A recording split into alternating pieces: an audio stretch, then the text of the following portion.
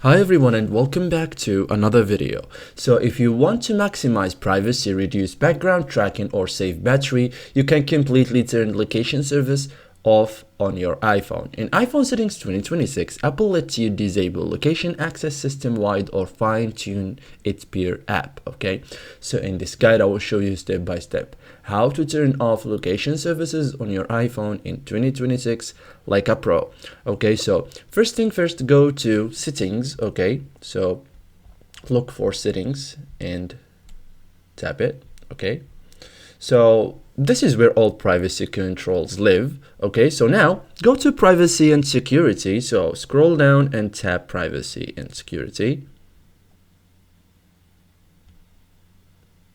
This is where all privacy controls live. Okay, so this section of privacy and security manages permissions and the tracking. Okay, so now at the top you will see location services. Okay, so it is this one. Okay, so you will see this option. You have to tap it, so you will see the main location toggle and app list. Okay, so toggle location services to off. Okay, so this one, which is green, you have to tap it to make it gray. Okay, so a confirmation message will appear. Tap turn off to confirm. Okay, so confirm location services are disabled. So once it's off, all apps stop accessing your location.